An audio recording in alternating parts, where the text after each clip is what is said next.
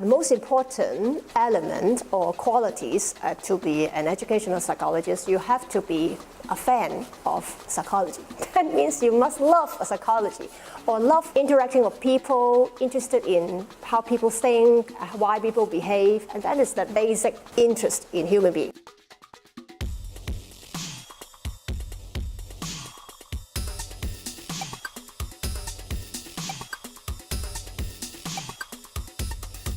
We apply psychology in the education setting. We provide psychoeducation services to our client. On the other hand, we are also a scientist because we apply scientific research to our practice, and also actually many of our colleagues do action research with their scientific knowledge in the field. Actually, most of our colleagues work in schools. They could be directly employed by the government, that is the Education Bureau, or they could be employed by what we call school sponsoring bodies. And very few of them work in private practice. Our direct support to our clients is the most familiar to many people, that is doing psychoeducational assessment that we call cognitive test or IQ test. We have to make use of the assessment findings to have diagnosis for students with special educational needs.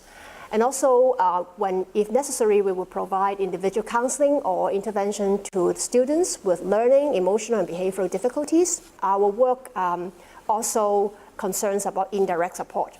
On one hand, we provide a consultation service to parents, teachers, and school personnel. We also make a lot of collaboration with teachers, parents in educational program design for students with special educational needs. We also collaborate with teachers and students in providing programs like remedial, preventive, or developmental program. And also we will collaborate with teachers and management teams to promote quality learning and teaching. We will help schools in crisis management, and that's why sometimes when you watch the TV news about crisis, for example, suicide, usually the news will say that the school psychologists or the school-based educational psychologists will go to support the schools, and that is part of our system work too.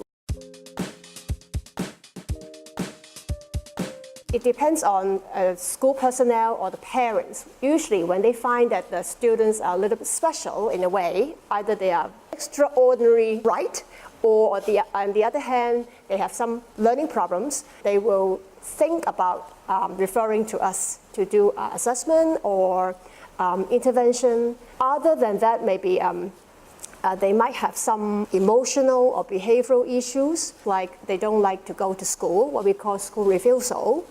They might have some emotional problems or anxiety, etc. Usually they will discuss with the school personnel or the teachers, and then come to the social workers, and then they will seek our advice. Maybe in some situation we will do assessment. They must have a fundamental knowledge of psychology. What we mean is honor degree in psychology. And after that, they will have to pursue either a master or a doctorate degree in educational psychology. And that program have to got a certain emphasis of professional practice, what we call practicum, with supervision, at least 1,200 hours. And then the program should have a component of research, fulfilling this undergrad degree in psychology and a master degree in educational psychology. But usually we would expect candidates or personnel have some experience in teaching. And also maybe preferably they have a diploma in teaching. So because they have to give a lot of advice to teachers, school personnel, even the principal. So that is basically the qualification of an educational psychologist.